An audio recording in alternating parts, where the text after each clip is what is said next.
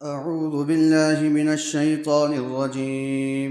بسم الله الرحمن الرحيم.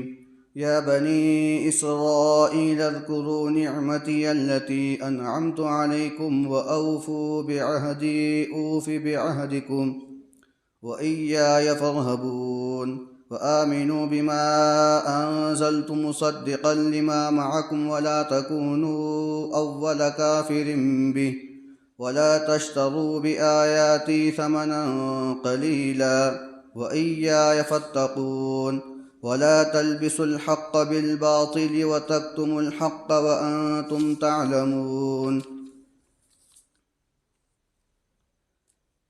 ए बनी इसराइल, याद करो मेरे वो एहसान और मेरी उन नेमतों को जो मैंने तुम पर किए हैं, और तुम मेरे अहद को पूरा करो, मैं तुम्हारे अहद को पूरा करूँगा, और मुझ ही से डरो और ईमान ले आओ उस चीज़ पर जो मैंने नाजिल की है, इस हाल में कि वो तस्दीक करने वाली उस चीज़ की जो तुम्हारे पास है, और तुम सबसे पहले कुफ्र करने वाले न बनो, और मेरी आयतों के बदले थोड़ा सा माल न ख़रीदो, और ख़ास मुझ ही से डरते रहो, और हक़ के साथ बातिल को न मिलाओ और हक़ को न छुपाओ, हालांकि तुम जानते हो। मोहतरम बुज़ुर्गों, दोस्तों, अल्लाह तबारक व तआला का बेइंतहा एहसान है, करम है, फ़ज़ल है कि अल्लाह रब्बुल इज़्ज़त ने हमें कुरान को समझने के लिए, समझाने के लिए जमा फरमाया है।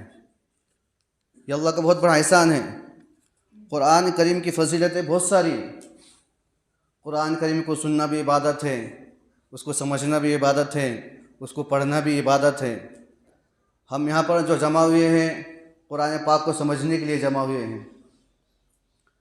अब हमें से बहुत सारे लोगों के दिलों में गलत फहमी है, उसको बोलना ज़रूरी है, इसलिए कि कुछ लोग हमें से इस तरह हैं कि कुरान पाक का तर्जुमा पढ़ लेते और कहते कि हम बड़े मुफस्सिर बन गए, हमें कुरान पाक समझ में आ गया है। कुरान पाक का तर्जुमा कर लिए कि हमें कुरान के अंदर क्या आ गया, हम समझ में आ गया है। तो ये बहुत बड़ी गलती है मोहतरम बुज़ुर्गों, दोस्तों। कुरान करीम ये अल्लाह का कलाम है, मेरा और आपका कलाम नहीं है। कुरान पाक का तर्जमे का मतलब होता है सिर्फ ट्रांसलेटर, यानी अरबी ज़बान है, उसको अरबी से उर्दू के अंदर उसको समझ लिया, उर्दू के अंदर उसको बता दिया कि ये क्या है। मिसाल के तौर पर अल्हम्दुलिल्लाहि रब्बिल आलमीन, कि तमाम तारीफ़ उस अल्लाह रब्बुल आलमीन के लिए जो तमाम जहानों का पालनहार है, परवरदिगार है, पालने वाला है। तो ये हो गया अरबी के अंदर से उर्दू के अंदर इसको तर्जमा कर लिया, उर्दू के अंदर इसका ट्रांसलेट कर दिया। अब इसका मफ़हूम क्या है, इसका मतलब क्या है, तो उसको समझना पड़ेगा।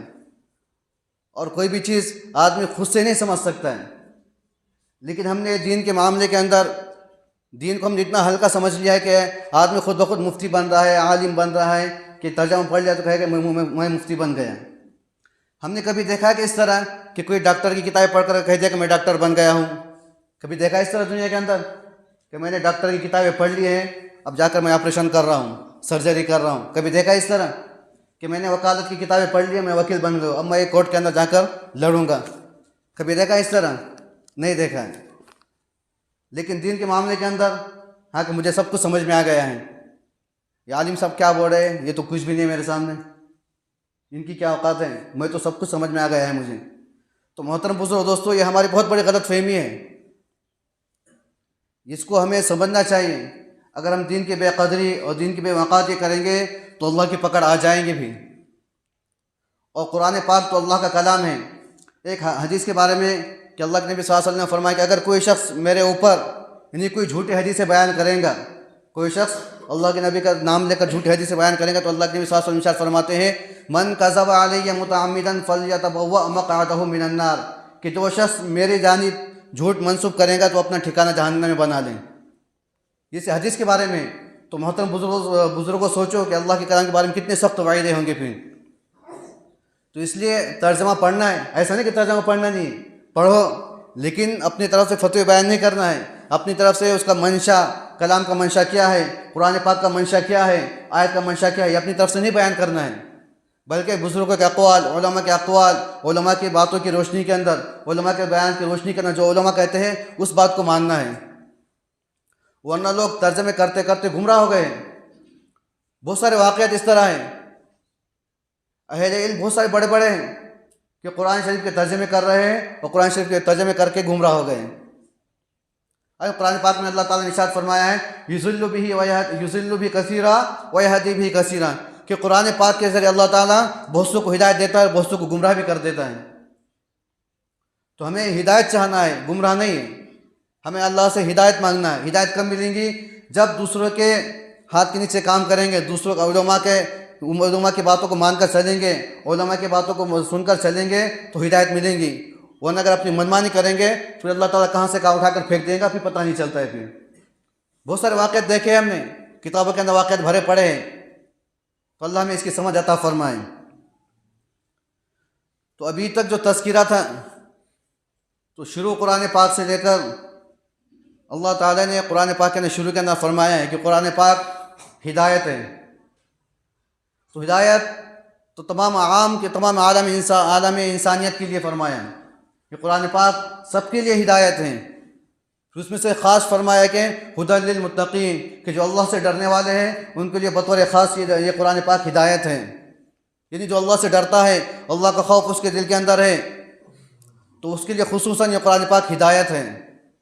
और जिसके दिल के अंदर अल्लाह का डर नहीं है तो कुरान पाक उसके लिए हिदायत नहीं है। फिर उसके बाद फिर कुरान पाक को हिदायत बताने के बाद उसके बाद अल्लाह ताला ने तीन जमातों का तज़किरा फरमाया है, मुत्तक़ीन, काफिरीन और मुनाफिकीन। पहले काफिरों का मोमिन का तर्जमा, मोमिन का उनके अहवाल, उनके आसार बयान फरमाए। फिर उसके बाद काफिरों का तज़किरा किया, उनके अहवाल और उनके आसार बयान फरमाए। फिर उसके बाद मुनाफिकीन का तज़किरा किया है। और फिर इनका तज़किरा करने के बाद फिर आम लोगों को खिताब करके फरमाया, या अय्युहन्नासु उअ्बुदू रब्बकुमुल्लज़ी, के लोगों मेरी इबादत करो। तो इजमाली तौर पर तौहीद, रिसालत और क़यामत का तज़किरा किया है, इसलिए कि तौहीद, रिसालत और क़यामत ये उसूल ईमान में से हैं। यानी अगर आदमी का तौहीद के ऊपर ईमान ना रहा, यानी तौहीद कहते हैं अल्लाह ताला को एक मानना, तौहीद कहते हैं अल्लाह को एक मानना, उसके अलावा सब का इनकार कर देना, ला इलाहा इल्लल्लाह, कि अल्लाह के अलावा कोई माबूद नहीं है। तो तौहीद कहते हैं अल्लाह को एक मानना। और रिसालत कहते हैं कि अल्लाह के नबी सल्लल्लाहु अलैहि वसल्लम को रसूल मानना। और आदम अलैहिस्सलाम से लेकर क़यामत तक जितने भी आप सल्लल्लाहु अलैहि वसल्लम तक जितने भी नबी आए हैं सबको नबी बरहक मानना। और फिर तीसरे नंबर पर है क़यामत का तज़किरा, यानी मरने के बाद दोबारा ज़िंदा होना है, वहाँ हिसाब किताब होगा, सवाल जवाब होंगे, दुनिया के अंदर क्या किया है उसकी पूछ होंगी। तो ये तीन चीज़ें तौहीद, रिसालत और क़यामत ये उसूल ईमान में से हैं। यानी इनके बगैर आदमी मोमिन हो ही नहीं सकता। कोई शख्स अल्लाह का इनकार कर रहा है, कहे कि अल्लाह तो मौजूद है, लेकिन कह रहा है कि बारिश ये खुदा बरसाता है, पानी ये खुदा बरसाता है, हवा का खुदा अलग है, तो ये मुशरिक हो गए, ये ईमान वाला नहीं रहा। अल्लाह को एक मान रहा है लेकिन कहा कि अल्लाह के नबी नहीं है, अल्लाह के नबियों को नहीं मान रहा है, कहा कि दुनिया के अंदर कोई नबी नहीं आए, अल्लाह ने डायरेक्ट अपने हकम नाजिल किए हैं। तो ये क्या होगा? अल्लाह के नबी का इनकार करने वाला हो गया, ईमान वाला नहीं रहा। अल्लाह को भी मान रहा है, रसूलों को भी मान रहा है, लेकिन क़यामत को नहीं मान रहा है।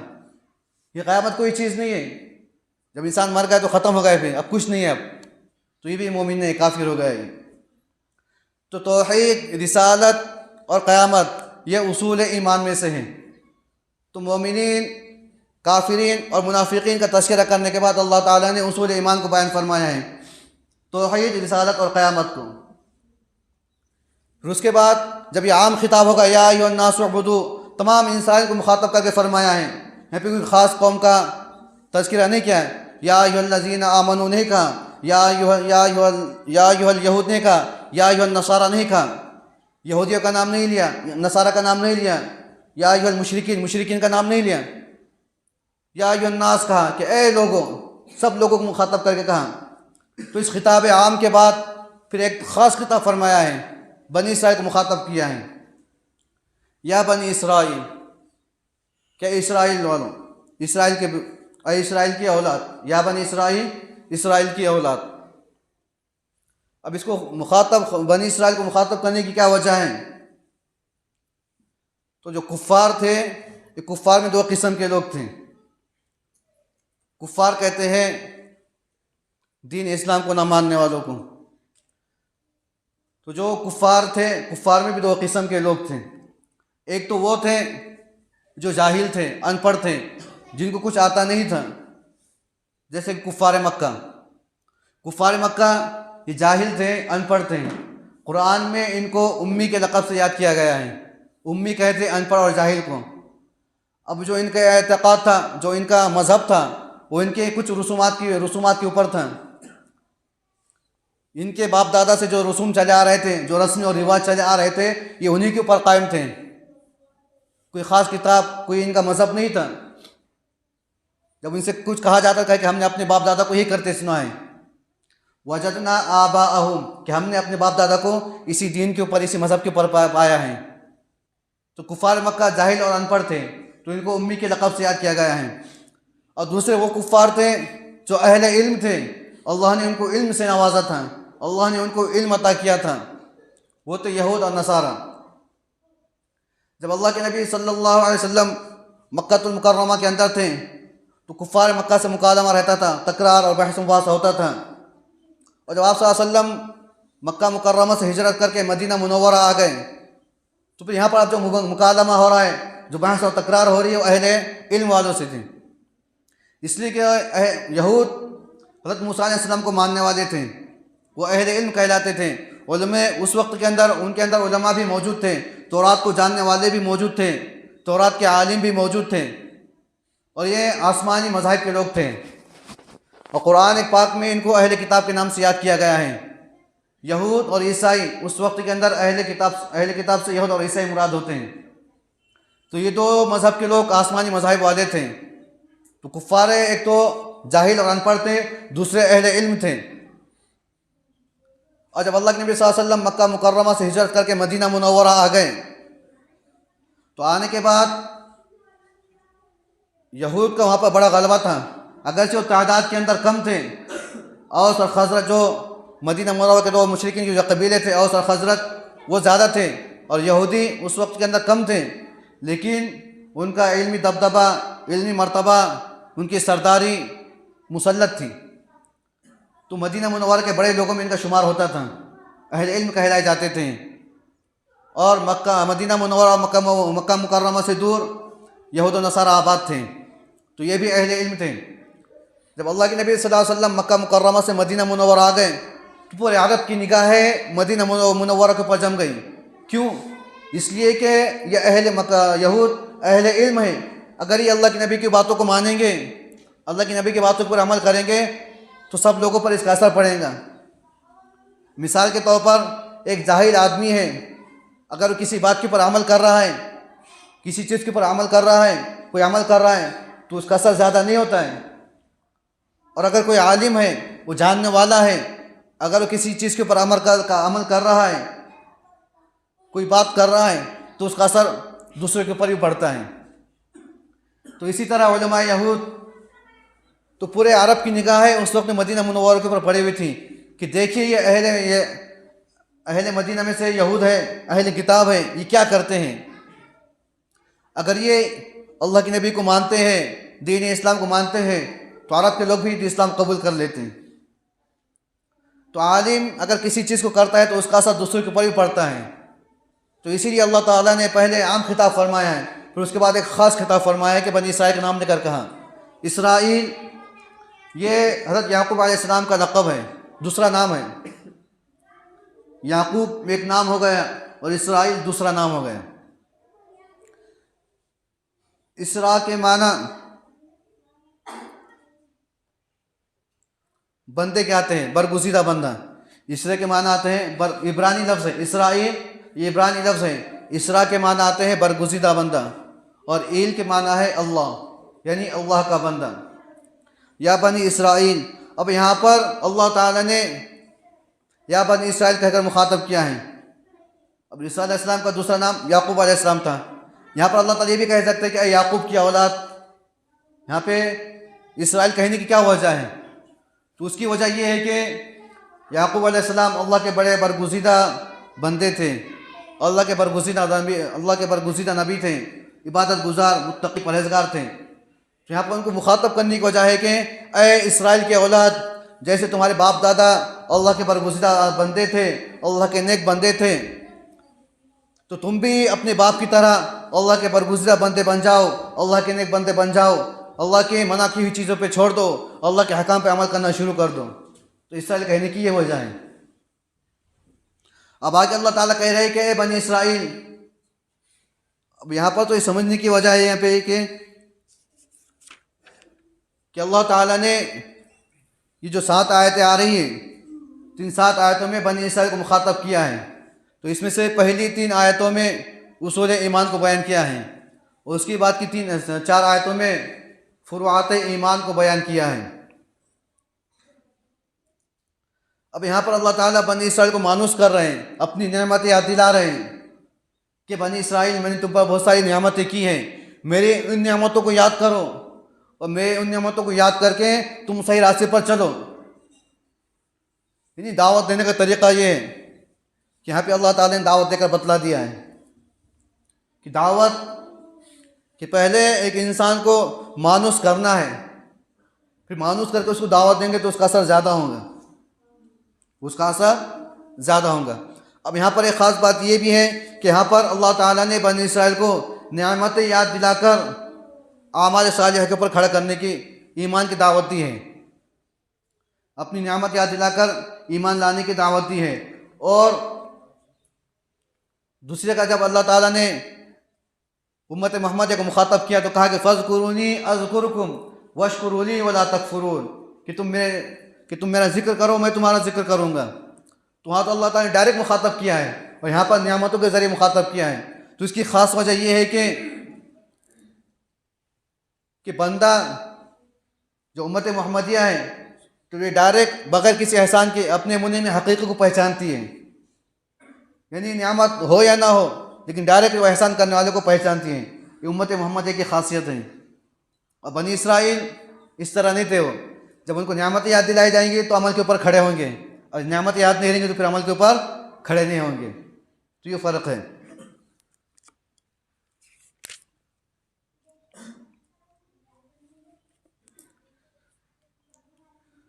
अब यहाँ पर सूरह बकरा मदनी है।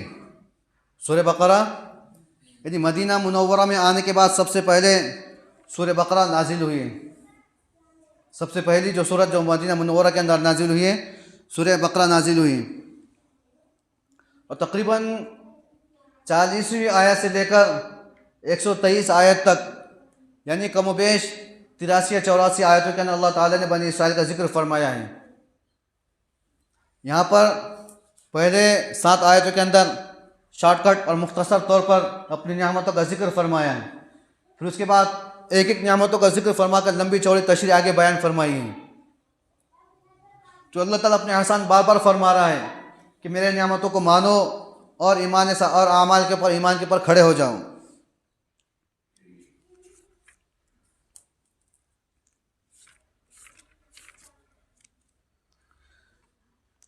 वो औफू बेअहदी ऊफ़ बेअहदिकुम, तुम मेरे अहद को पूरा करो, मैं तुम्हारे अहद को पूरा करूँगा। अब अहद क्या है? ये अहद अब यहाँ पर समझने की बात यह है कि कुरान पाक की बाज़ आयतों की तफसीर करती हैं। कुरान पाक की बाज़ आयतें युफ़स्सिरु बाज़हा बाज़न, ये कुरान करीम का उसूल है। इसलिए कि कुरान पाक के अंदर अब हम अंबिया के वाक़यात पढ़ते हैं, हम बहुत सारे वाक़यात पढ़ते हैं, नबियों के, पिछली उम्मतों के वाक़यात जो पढ़ते हैं, तो कुरान पाक के अंदर पूरे वाक़यात का जिक्र नहीं है। तकरीबन जो वाक़यात हैं अल्लाह के नबी सल्लल्लाहु अलैहि वसल्लम ने इरशाद फरमाया, अहादीस मुबारका से आए हैं, कुरान पाक के अंदर सिर्फ मुख्तसर तौर पर बयान कर दिया गया है। कुरान पाक के अंदर मुख्तसर तौर पर पिछली उम्मतों के वाक़यात देख लीजिए, इस तरह कहा गया है। और फिर उनकी तशरीह अल्लाह के नबी सल्लल्लाहु अलैहि वसल्लम ने बयान फरमाई है। और बाज़ आयतों का ताल्लुक़ बाज़ आयतों से है, यानी बाज़ आयतें बाज़ आयतों की तशरीह करती है, तफसीर करती है। तो यहाँ पर लिखा है औफू बिअहदी ऊफी बिअहदिकुम, तुम मेरा अहद पूरा करो, मैं तुम्हारा अहद पूरा करूँगा। अब दूसरी का अल्लाह ताला ने इरशाद फरमाया है वलक़द अख़ज़ल्लाहु मीसाक़ बनी इसराईल व बअसना मिनहुम इस्नै अशरा नक़ीबा। वो अहद क्या था कि अल्लाह ताला ने बनी इसराइल से एक अहद लिया था और उनमें 12 नक़ीब मुकर्रर किए थे। नक़ीब कहते हैं कायम मकाम को, जो किसी का कायम मकाम बन जाए उसे नक़ीब कहते हैं। तो बनी इसराइल के 12 कबीले थे, उन 12 कबीलों के 12 नक़ीब अल्लाह ताला ने मुकर्रर किए और क्या है दिया, अक़ीमुस्सलाह व आतुज़्ज़का व आमनतुम बिरुसुली, नमाज को कायम करो, ज़कात अदा करो और मेरे रसूलों के ऊपर ईमान लेकर आओ, मेरे रसूलों के ऊपर ईमान लेकर आओ। अगर तुम मेरे अहद को पूरा करोगे तो अल्लाह ने क्या अहद किया फिर, लउकफ़िरन्ना अन्कुम सय्यातिकुम व लउदखिलन्नकुम जन्नातिन तजरी मिन तहतिहल अन्हार, यानी तुम्हारे पूरे गुनाह माफ़ कर दिए जाएंगे और जन्नत में दाखिला। लेकिन शर्त है कि अहद को पूरा करना है। अब अल्लाह ताला यह अहद तो उस वक्त के अंदर किया था जब मूसा अलैहिस्सलाम मौजूद थे, और फिर इनको याद, उनकी औलाद को याद दिला जा रहा है यह अहद के जो अहद किया था उस अहद को अब तुम पूरा करने का वक्त आ गया है। इन नमाज को कायम करो, ज़कात अदा करो और रसूलों में से मेरे रसूल के ऊपर ईमान लेकर आ जाओ। और बाज़ उलमा ने यहाँ पे अहद से मुराद लिया है कि बनी इसराइल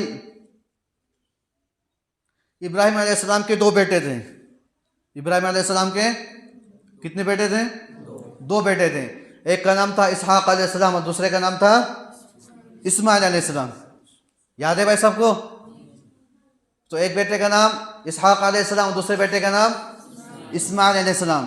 और इसहाक अलैहिस्सलाम के एक बेटे थे, उनका नाम था याकूब अलैहिस्सलाम। यानी जो बनी इसराइल जो औलाद है याकूब अलैहिस्सलाम की औलाद। याकूब अलैहिस्सलाम के 12 बेटे थे, उन 12 बेटों से उनके 12 कबीले आज़ाद हो गए, ये 12 कबीले बन गए। तो याकूब अलैहिस्सलाम के बेटे, याकूब अलैहिस्सलाम के वालिद इसहाक अलैहिस्सलाम, इसहाक अलैहिस्सलाम के वालिद इब्राहिम अलैहिस्सलाम, और इस्माइल अलैहिस्सलाम इसहाक अलैहिस्सलाम के भाई, और याकूब अलैहिस्सलाम इस्माइल अलैहिस्सलाम के भतीजे। और याकूब अलैहिस्सलाम के इस्माइल अलैहिस्सलाम कौन हो गए? चचा। आ रहा है समझ में? तो ये 2 भाई थे, इसहाक अलैहिस्सलाम और इस्माइल अलैहिस्सलाम। तो इस्माइल अलैहिस्सलाम से लेकर आप सल्लल्लाहु अलैहि वसल्लम तक बनी इस्माइल के अंदर कोई नबी नहीं आया। बनी इस्माइल के अंदर कोई नबी नहीं आया। और फिर यहाँ पर ईसा अलैहिस्सलाम बनी इसराइल के आखिरी नबी हैं। ईसा अलैहिस्सलाम से लेकर याकूब अलैहिस्सलाम तक तकरीबन 4000 नबी आए। कितने नबी आए हैं? 4000 अंबिया किराम तशरीफ़ लाए हैं। तो इब्राहिम अलैहिस्सलाम के औलाद में बनु इस्माइल के अंदर कोई नबी नहीं आया आप सल्लल्लाहु अलैहि वसल्लम तक। और इधर याकूब अलैहिस्सलाम से लेकर ईसा अलैहिस्सलाम तक 4000 नबी आए हैं। कितने नबी आए हैं? 4000 नबी आए हैं। तो अल्लाह ताला ने बनी इसराइल से यह अहद लिया था कि मैं तुम्हारे ख़ानदान में एक रसूल भेजूँगा, एक रसूल भेजूँगा, तो तुम उसकी रिसालत को मानना, उसके दीन को मानना, उसके मज़हब को मानना। अगर तुम इस अहद को पूरा करोगे तो मैं अपने अहद को पूरा करूँगा। मैं अपने अहद को, हम आपस में वादा करते कि नहीं करते? अगर तूने मेरा ये काम कर दिया तो अपनी दावत वहाँ पर क्या है, फिर हरियाणा ढाबे पे दावत होंगी। लेकिन शर्त क्या है? मेरा काम पूरा करना, मेरा काम पूरा करना। तो इसी तरह अल्लाह ताला ने कहा है कि अगर तुम मेरे अहद को पूरा करोगे, मेरे वादे को पूरा करोगे, तो मैं अपने वादे को पूरा करूँगा। मैं अपने वादे को पूरा करूँगा। मेरा वादा क्या है? लउकफ़िरन्ना अन्कुम सय्यातिकुम, यानी तुम्हारे सब गुनाह माफ़ कर दिए जाएंगे और आखिरत में जन्नत में दाखिला होगा। तो बनी इस्माइल के अंदर आप सल्लल्लाहु अलैहि वसल्लम आखिरी नबी हैं। बनी इस्माइल के अंदर इस्माइल अलैहिस्सलाम से लेकर अल्लाह के नबी तक कोई नबी नहीं आया और आप सल्लल्लाहु अलैहि वसल्लम आखिरी नबी हैं। और बनी इसराइल ये दूसरे ख़ानदान वाले हैं, यानी इसमें 4000 नबी आए हैं। तो दोनों एक ही ख़ानदान हो गए। सिर्फ जहाँ जो मिलते, कहाँ मिलते? जाकर इब्राहिम अलैहिस्सलाम पर जाकर मिल जाते हैं। तो अल्लाह ने, बाज़ उलमा कहते हैं कि अल्लाह ने यह अहद लिया क्या कि मैं बनी इस्माइल में से एक नबी भेजूँगा, तुम इनको मानो, इनके ऊपर ईमान लेकर आओ, इनके ऊपर ईमान लेकर आओ। और बाज़ यहूद अल्लाह के नबी सल्लल्लाहु अलैहि वसल्लम से हसद करते थे, अल्लाह के नबी सल्लल्लाहु अलैहि वसल्लम से हसद की वजह से ईमान लेकर नहीं आए, हसद की वजह से ईमान लेकर नहीं आए। हसद की क्या वजह बनी कि याकूब अलैहिस्सलाम से लेकर ईसा अलैहिस्सलाम तक नबूवत कहाँ पर थी? बनी इसराइल के ख़ानदान में। कहाँ पर थी नबूवत? कौन से ख़ानदान में थी? बनी इसराइल, यानी याकूब अलैहिस्सलाम के ख़ानदान में नबूवत थी। अब जब ईसा अलैहिस्सलाम के बाद अल्लाह ताला ने आप सल्लल्लाहु अलैहि वसल्लम को नबी बनाया, आपको ख़ातमुन नबिय्यीन बनाया, तो नबूवत कहाँ मुंतकिल हो गई? चचा के ख़ानदान में। कहाँ पर मुंतकिल हो गई? तो यानी यहूदी ये गुस्सा करते थे, ये हसद करते थे कि नबूवत हम में थी, ये हमसे नबूवत उनमें चली गई। कि कैसे क्या चली गई? नबी तो हम में से होना था, हमारा ख़ानदान बड़ा मुअज़्ज़ज़ था, मुशर्रफ था, तो नबी हम में से होना था, नबूवत इनमें किस तरह चली गई? तो इस बात के ऊपर उनको हसद था, इस बात के ऊपर भी उनको हसद था।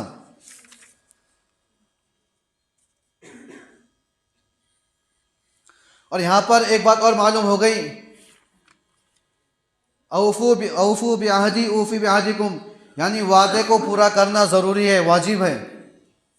जो किसी से हम वादा करते हैं, किसी से अहद करते हैं, उसका पूरा करना वाजिब है, उसका पूरा करना। अगर अहद शिक नहीं करेंगे, वादे को तोड़ेंगे तो गुनाह कबीरा है, गुनाह होगा इससे। इसलिए कि एक हदीस पाक के अंदर अल्लाह ने भी साथ इरशाद फरमाया है, ला ईमान लिमन ला अहद ला, कि उसका कोई ईमान नहीं जिसके पास वादा और वफादारी नहीं, वादा और वफादारी नहीं, यानी ईमान नाक़िस और अधूरा है। इस पर एक वाक़या याद आ गया है कि एक मरतबा मक्का मुकर्रमा के अंदर अल्लाह के नबी सल्लल्लाहु अलैहि वसल्लम ने एक ताजिर से वादा किया था। कोई कारोबार कोई तिजारत वगैरह कर रहे थे, कुछ वादा किया था अल्लाह के नबी सल्लल्लाहु अलैहि वसल्लम ने। तो उस आदमी ने कहा कि मैं अभी पैसे लेकर आता हूँ। जो सामने वाला था शख्स, उसने कहा कि मैं अभी पैसे लेकर आता हूँ। तो अल्लाह के नबी सल्लल्लाहु अलैहि वसल्लम उसके वादे के बिना पर अब वहाँ पर खड़े हो गए। तो अल्लाह के नबी सल्लल्लाहु अलैहि वसल्लम वहाँ पर 3 दिन तक खड़े रहे। कितने दिन तक? उसके हो सकता है कि कभी भी आ जाए। तो अल्लाह के नबी सल्लल्लाहु अलैहि वसल्लम उस जगह पर 3 दिन तक खड़े रहे। 3 दिन के बाद जब उस शख्स को याद आया कि मैंने फ़लाँ शख्स से, मोहम्मद से वादा किया है, वो फ़ौरन आ गया वो और हैरान परेशान हो गया कि आप 3 दिन से यहाँ पर खड़े हुए। तो वादे को पूरा करना वाजिब है, वादा और अहद को पूरा करना वाजिब है।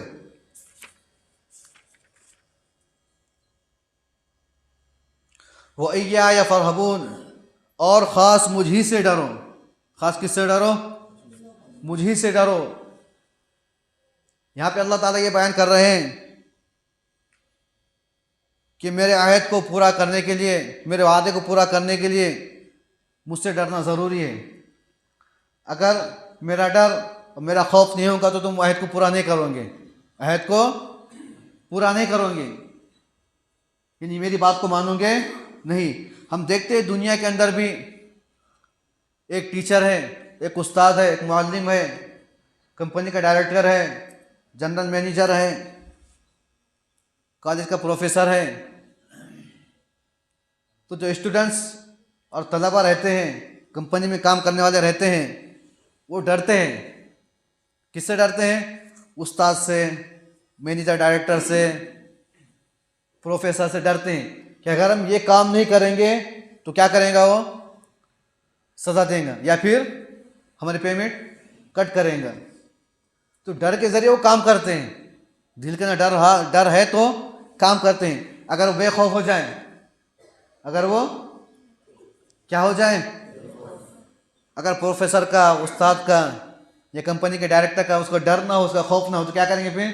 कभी भी आ रहे, कभी भी जा रहे हैं, पढ़ रहे हैं, नहीं पढ़ रहे हैं, कॉलेज के अंदर कभी भी आ रहे, कभी भी जा रहे हैं। तो ये बातें होती हैं। तो इसी तरह यहाँ पर अल्लाह का डर ज़रूरी है। अगर अल्लाह का डर होगा तो अहद को पूरा करेगा। अगर दिल के अंदर अल्लाह का डर ना हो तो फिर आदमी बेलगाम हो जाता है। आदमी क्या हो जाता है? बेलगाम। दुनिया के अंदर भी देख लीजिए हम, अगर अल्लाह का डर होगा तो आदमी नमाज की पाबंदी करेगा, हराम कार्यों से बचेगा, सूद से बचेगा, रिश्वत से बचेगा। अगर दिल के अंदर अल्लाह का डर ना हो तो हराम भी आ रहा है, हलाल भी आ रहा है, सूद भी आ रहा है, रिश्वत भी ले रहा है, सब काम हो रहा है, सब काम हो रहे हैं। ये अल्लाह का डर ना होने की वजह से है, अल्लाह का डर ना होने की वजह से। इसलिए दिल के अंदर अल्लाह का डर ज़रूरी है। वो आमिनू बिमा अनजलतु, वो आमिनू बिमा अनजलतु, और ईमान लेकर आओ उस चीज़ पर जो मैंने नाजिल की है। क्या नाजिल किया मैंने? कुरान पाक। क्या नाजिल किया मैंने? कुरान पाक। यानी तुम्हारा ईमान लाना इसलिए ज़रूरी है कि ये मैंने उतारा है। अल्लाह ताला क्या कह रहे हैं? कुरान पाक, तुम्हारा कुरान पाक के ऊपर ईमान लाना इसलिए ज़रूरी है कि कुरान पाक को मैंने उतारे, नहीं अल्लाह ताला ने उतारा, इसलिए ज़रूरी है। उसके साथ साथ में इसलिए भी ज़रूरी है कि कुरान पाक तौरात की तस्दीक करता है, इंजील की तस्दीक करता है। यानी कुरान पाक इस बात की तस्दीक करता है कि तौरात भी अल्लाह ताला ने उतारी है, उसके अंदर जो कुछ था वो सही था। तो कुरान पाक इस बात की तस्दीक करता है कि इंजील अल्लाह ताला ने उतारी है, इंजील भी सही और बरहक थी। तो एक तो इसलिए ज़रूरी है कि कुरान पाक अल्लाह ताला ने उतारा है, और दूसरा इसलिए भी ज़रूरी है कि कुरान पाक तस्दीक करने वाला है तौरात और इंजील की। इन दो चीज़ों की वजह से तुमको कुरान पाक के ऊपर ईमान लाना ज़रूरी है। वला तकूनु अव्वला काफिरिन बिह, और तुम पहले कुफ्र करने वाले न बनो। वला तकूनु अव्वला काफिरिन बिह, और तुम पहले कुफ्र करने वाले न बनो। अब पहले कुफ्र करने वाले मतलब यानी तुम सबसे पहले कुरान पाक का, इस दीन इस्लाम का, अल्लाह के नबी का इनकार करने वाले न बनो। अब यहाँ पर ये सवाल पैदा होता है कि जब अल्लाह के नबी सल्लल्लाहु अलैहि वसल्लम मक्का मुकर्रमा के अंदर थे, तो वहाँ पर भी मुशरिकीन मक्का ने अल्लाह के नबी का इनकार किया, दीन इस्लाम को नहीं माना, कुरान पाक को नहीं माना, अल्लाह के नबी को नहीं माना, उन्होंने भी कुफ्र किया है। फिर यहाँ पर फिर अल्लाह ताला ये क्यों कहा कि तुम पहले कुफ्र करने वाले ना बनो? हालांकि पहले कुफ्र तो किसने किया है? भाई समझ में आ रहा है? समझ में आ रहा है तो थोड़ा जोर से बोलिए। पहला कुफ्र किसने किया है? कुफ्फार मक्का ने किया है कि नहीं? आदमी की अकल समझ में आता है ये बातें? पहला कुफ्र तो किसने किया है? कुफ्फार मक्का ने। फिर अल्लाह ताला यहाँ पर ये कैसे कह रहा है कि वला तकूनु अव्वला काफिरिन बिह, कि तुम पहले कुफ्र करने वाले ना बनो? इसका जवाब मैंने पहले ही दे दिया। इसका जवाब मैंने पहले ही दे दिया। अगर बात में समझ में, अगर पूरी बात जहन से गौर फिक्र से सुने होंगे तो बात समझ में आ जाएगी। इसका जवाब मैंने पहले ही दे दिया था। क्या दे दिया था? कि मुशरिकीन मक्का जाहिल और अनपढ़ थे। मुशरिकीन मक्का जाहिल, अनपढ़ और उम्मी थे। और जब ये यहाँ पर यहूद आ गए तो यहूद कौन? मदीना मुनव्वरा के अंदर आ गए तो यहूद कौन थे? अहले इल्म थे, जानने वाले थे। क्या थे वो? जानने वाले थे। यानी तुम जानने वाले होकर अगर इस्लाम को नहीं मान रहे हो, नबी को नहीं मान रहे हो, दीन इस्लाम को झुटला रहे हो, नबी को झुटला रहे हो, कुरान को झुटला रहे हो, तो ये सबसे पहले कुफ्र करने वाले बन जाओगे तुम। तुम्हारा देखा देखी दूसरे अहले ईमान जो है, यानी ईसाई नसारा जो मदीना के अंदर नहीं है बल्कि मदीना से बाहर है, वो भी तुम्हारा देखा देखी कुफ्र करने वाले बन जाएंगे। यानी तुम अगर तुम इनकार करोगे, तुम कुफ्र करोगे, तो तुम्हारा देखा देखी वो भी कुफ्र करेंगे और उनका वबाल तुम्हारे ऊपर आएगा, उनका वबाल भी। और इस आयत से ये भी समझ में आता है कि कोई शख्स किसी गुनाह का इर्तिकाब करता है, किसी गुनाह का इब्तिदान इर्तिकाब करता है, किसी गुनाह को शुरू कर देता है, अगर उसका देखा देखी उसको देखकर दूसरे लोग भी अगर वो अमल कर रहे हैं, उस गुनाह का काम कर रहे हैं, तो उनको तो गुनाह तो मिलेगा ही। जो दूसरे गुनाह कर रहे हैं उनको उस गुनाह का वबाल पूरा मिलेगा, लेकिन उनका जो वबाल है उसका वबाल इस शख्स को मिलेगा जिसका देखा देखी वो लोग कर रहे हैं। आ रहा है समझ में?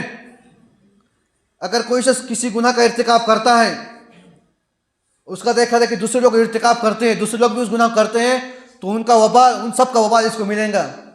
और ये आम बात हो गई है। आज मोबाइल निकला हुआ है, मोबाइल के अंदर तरह तरह के एप्लीकेशन मौजूद हैं। पहले टिकटॉक चल रहा था और आज इंस्टाग्राम चल रहा है। तो ये एकदम फहाशी का जरिया बन गया है। एक वीडियो बनाकर डाल दिया इंस्टाग्राम पर, यूट्यूब पर, फेसबुक के ऊपर, अगर लड़की होंगी तो कितने लोग उसको देख रहे होंगे, कितने लोगों को उसका गुनाह मिल रहा होगा। वो जो लोग देखेंगे उनका गुनाह तो अलग है, जो लोग देखेंगे उनको तो उसका गुनाह मिलेगा, लेकिन उनका गुनाह इसके सर पर के ऊपर भी आएगा, उनका गुनाह इसके सर के ऊपर भी आएगा। और इसी तरह जो लोग अच्छे काम कर रहे हैं, किसी ने एक अच्छाई की बुनियाद रखी, एक अच्छा काम किया और दूसरे लोग इस काम को देखकर अच्छा काम कर रहे हैं, तो उनका सवाब इसको भी मिलेगा, उनको तो पूरा सवाब मिलेगा और उनका सवाब इसको भी मिलेगा। इसलिए हर गुनाह करने से पहले सोचना है कि मैं ये काम कर रहा हूँ, मैं कहीं इसका वबाल रहती दुनिया तक न चला जाए। हमने सुना है ना हाबिल और काबिल का वाक़या, ये बड़ा लंबा चौड़ा वाक़या है, अभी उसका जिक्र करने का वक्त नहीं है अभी। तो एक भाई ने कत्ल किया, दूसरा मकतूल हो गया। एक भाई कत्ल हो गया और दूसरे ने कत्ल कर दिया। तो जो कातिल था, क़यामत तक जितने भी कत्ल होते रहेंगे सबका गुनाह कातिल को मिलेगा। सबको तो अलग अलग गुनाह मिलेगा, लेकिन क़यामत तक जितने गुनाह होंगे सबका गुनाह उस कातिल को अकेले को मिलेगा। तो मोहतरम बुजुर्ग दोस्तों, ये सोचने का गौर फिक्र का मकाम है। आज बेहयाई और फहाशी अपने उरूज पर पहुंची हुई है। मोबाइल निकले हुए हैं, मोबाइल में नेट ऑन कर दिया, नेट चालू कर दिया, यूट्यूब खोल दिया, फेसबुक खोल दिया, तो बेहयाई शुरू हो गई। अल्लाह के नबी सल्लल्लाहु अलैहि वसल्लम फरमाते हैं, नज़र इंसान की तीरों में से ख़तरनाक तीर है। जो इंसान की जो नज़र होती है बड़ी ख़तरनाक चीज़ है ये, कि नज़र के ज़रिए से आदमी का ईमान तक ख़त्म हो जाता है। नज़र के ज़रिए से आदमी का ईमान तक ख़तरे में पड़ जाता है। कि दिन भर के अंदर हम मस्जिद के माहौल के अंदर है, मस्जिद के अंदर बयान हो रहा है, जिक्र हो रहा है, मुराक़बा हो रहा है, अल्लाह के रसूल की बातें हो रही हैं, हदीसें पढ़ी जा रही है, कुरान पाक पढ़ा जा रहा है, तो हम गौर फिक्र से सुन रहे हैं, कान लगाकर, आँखों से देखकर, दिल पर मुतवज्जे है, पूरा गौर फिक्र के साथ सुन रहे हैं। तो दिल के अंदर एक नूरानियत पैदा हो जाती है, एक अमल का जज्बा पैदा होता है। इंशाअल्लाह मैं भी अमल करूँगा, मैं भी इस तरह करने की फ़िक्र करूँगा, इस तरह की कोशिश करूँगा। मैं इंशाअल्लाह तहज्जुद की नमाज़ पढ़ना शुरू करूँगा। मैं इंशाअल्लाह 5 नमाज़ें वक्त पर पाबंदी के साथ अदा करूँगा, तकबीर उला के साथ अदा करूँगा। तो दिल के अंदर एक अमल, एक दाइया पैदा हो जाता है। लेकिन जब मस्जिद के माहौल से बाहर निकल गया, बदनज़री कर दी, तो जो नूरानियत दिल के अंदर बैठी थी, जो दिल के अंदर उतर गई थी, फ़ौरन ख़त्म। नज़र के ज़रिए से पूरी नूरानियत ख़त्म हो गई।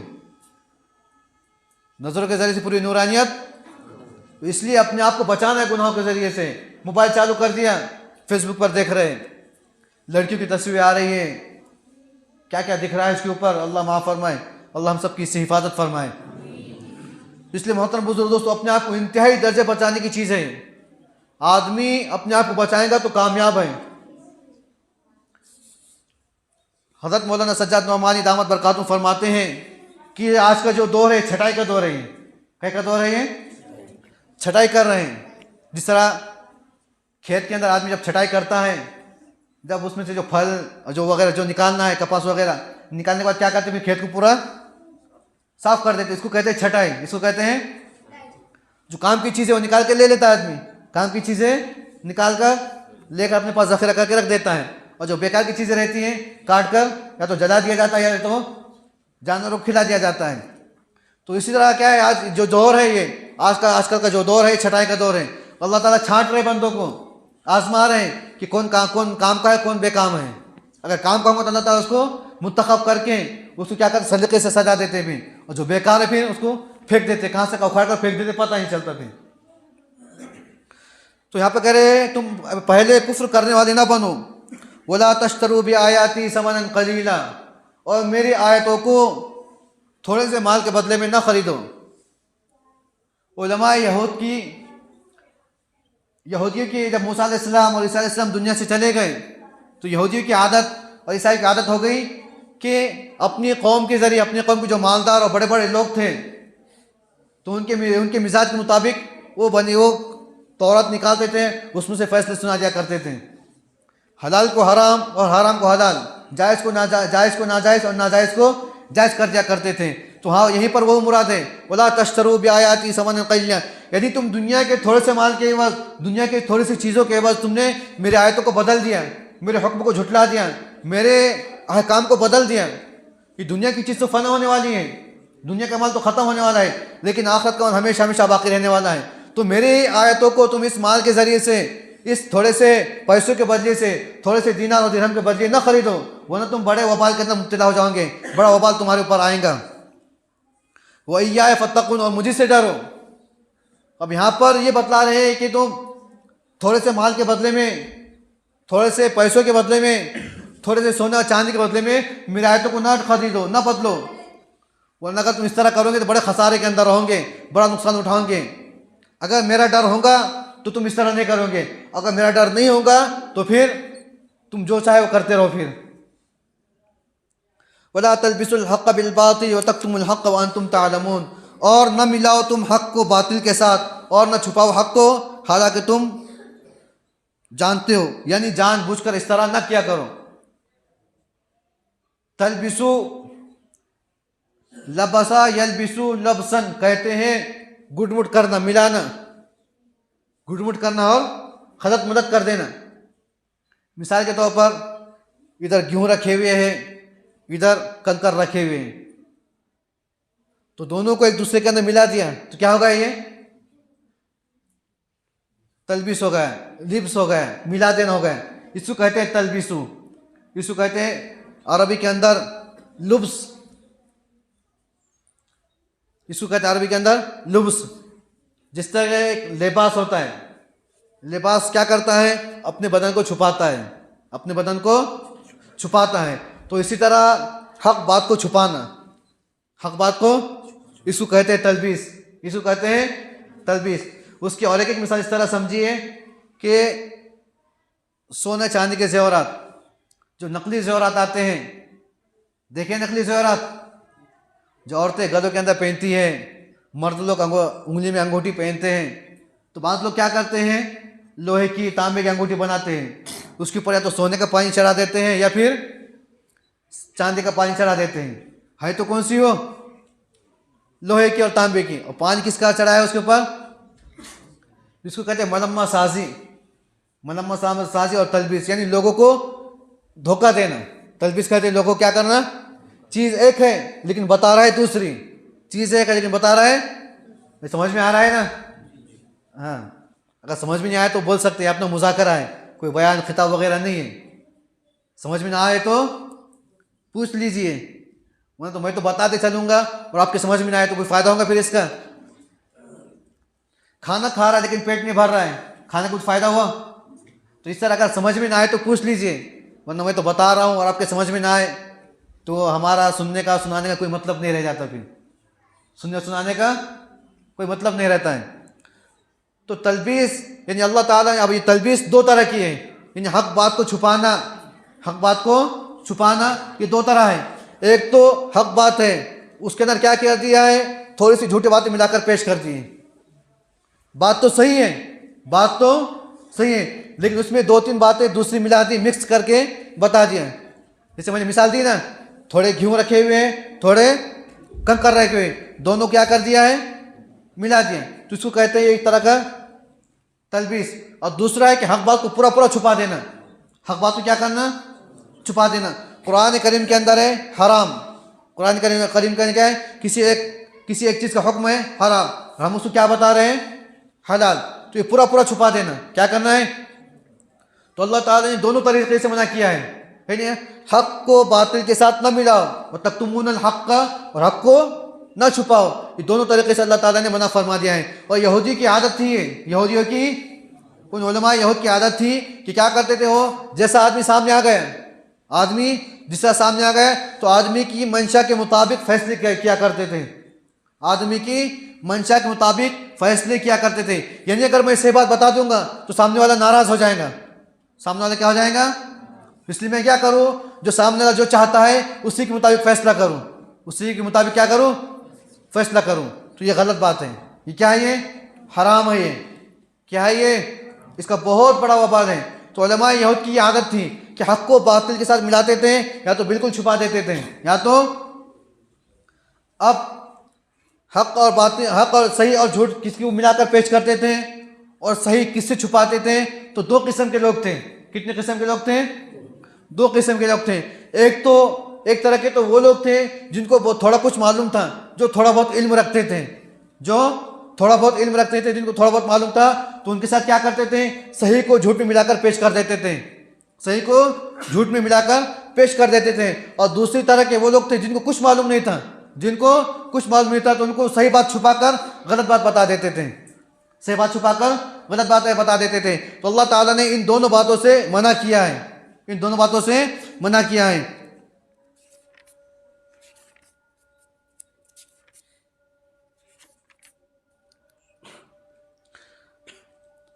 वअक़ीमुस्सलात व आतुज़्ज़कात वरकऊ मअर्राकिईन अतअमुरून अन्नास बिलबिर्रि व तंसौना अनफुसकुम व अंतुम ततलूनल किताब अफला ताक़िलून वस्तईनू बिस्सब्रि वस्सलाह व इन्नहा लकबीरतुन इल्ला अलल ख़ाशिईन अल्लज़ीना यज़ुन्नूना अन्नहुम मुलाक़ू रब्बिहिम व अन्नहुम इलैहि राजिऊन। और नमाज को कायम करो और ज़कात अदा करो और रुकू करो रुकने वालों के साथ, रुकू करने वालों के साथ, और आजिज़ इख्तियार करो आजिज़ इख्तियार करने वालों के साथ। क्या तुम हुक्म करते हो लोगों को भली बातों का और अपने आप को भूल जाते हो, हालांकि तुम किताबुल्लाह की तिलावत करते हो। क्या तुम समझते नहीं हो? और मदद हासिल करो सब्र और नमाज के ज़रिए से। बेशक नमाज भारी ज़रूर है मगर खुशू और आजिज़ी करने वालों के वास्ते। वो लोग आजिज़ी करने वाले वो लोग हैं जो गुमान करते हैं कि वो अल्लाह ताला से मुलाकात करने वाले हैं, अल्लाह रब्बुल इज़्ज़त से मिलने वाले हैं, और ये कि वो अल्लाह की तरफ लौट कर जाएंगे। अब यहाँ पर अभी जो 3 आयतें गुजरी हैं, उन आयतों के अल्लाह ताला ने दावत ईमान यानी उसूल ईमान को बयान किया था। तौहीद, रिसालत और क़यामत, ये मैंने तफसील से समझा दिया है। तो ये जो 3 आयतें अल्लाह ताला ने यहूदियों को और ईसाइयों को, अहले किताब को दावत ईमान दी है, दावत यानी ईमान लाने की दावत दी है। अब इनकी जो बात की, अब जो 4 आयतें हैं इनके अंदर फुरूअ ईमान को जिक्र किया है। फुरूअ यानी ईमान के आमाल, ईमान के आमाल को जिक्र किया है।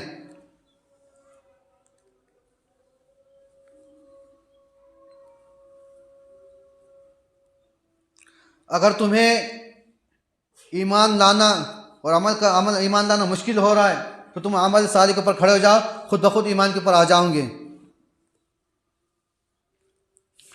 अब यहाँ पर अल्लाह ताला ने अक़ीमुस्सलाह व आतुज़्ज़का वरकऊ मअर्राकिईन कहा। तो 3 चीज़ों की दावत दी अल्लाह ताला ने। एक तो नमाज कायम करना, ज़कात अदा करना और आजिज़ी इख्तियार करना। आजिज़ी, तो इबादतें 2 तरह की हैं, इबादतें 3 तरह की हैं। कितनी तरह की इबादतें हैं? एक इबादत बदनी और एक इबादत माली और एक इबादत बातिनी। इबादतें बदनी, इबादत माली और इबादत बातिनी। अक़ीमुस्सलाह, नमाज को कायम करो, इससे इस तरफ इशारा हो गया कि ना इबादत बदनी की तरफ इशारा हो गया। आतुज़्ज़का, ज़कात अदा करो, इबादत माली की तरफ इशारा हो गया। वरकऊ मअर्राकिईन, मौलाना अशरफ अली थानवी अलैहिर्रहमह ने इसका तर्जमा किया है आजिज़ी, तवाज़ु इख्तियार करो, तवाज़ु इख्तियार करने वालों के साथ। तो ये हो गया बातिनी इबादत बातिनी।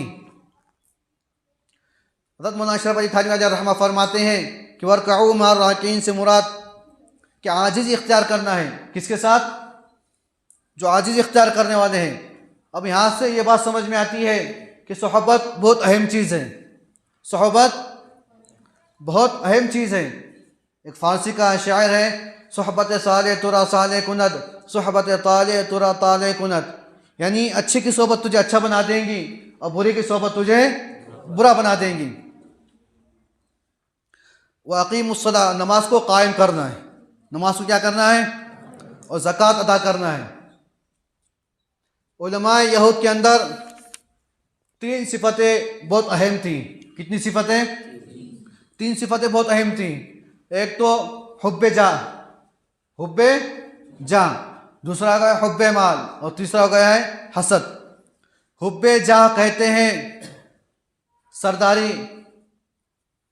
सरदारी के लालच, इक़्तिदार, पावर, कुर्सी, इसको कहते हैं हुब्बे जा, यानी मर्तबा। मैं सरदार हूँ, मैं एमएलए हूँ, मैं मंत्री हूँ, मैं मुख्यमंत्री हूँ, मैं सीएम हूँ, मैं पीएम हूँ, मैं जज हूँ, मैं वकील हूँ, मैं आला हूँ, मैं फुला हूँ, ऐसा हूँ वैसा हूँ। तो ये क्या है? हुब्बे जा होगा। ये सब क्या होगा? ये यानी मर्तबे की मोहब्बत, मर्तबे की, इक़्तिदार की मोहब्बत, मर्तबे की मोहब्बत। दूसरा का हुब्बे माल, यानी माल की मोहब्बत बहुत ज़्यादा थी उनके अंदर, माल की मोहब्बत बहुत ज़्यादा थी। और तीसरा हो गया है इन दोनों चीज़ों की वजह से, माल की मोहब्बत और ओहदे की मोहब्बत की वजह से हसद बहुत ज़्यादा हो गया था इनके अंदर। तो ये तीन चीज़ें, 3 बीमारियाँ यहूदी के अंदर बहुत आम थी। तो अल्लाह ताला इन 3 बीमारियों के बदले तीन तीन यहाँ पे इलाज बतला दिया है। 3 बीमारियों का 3 इलाज बतला दिया है।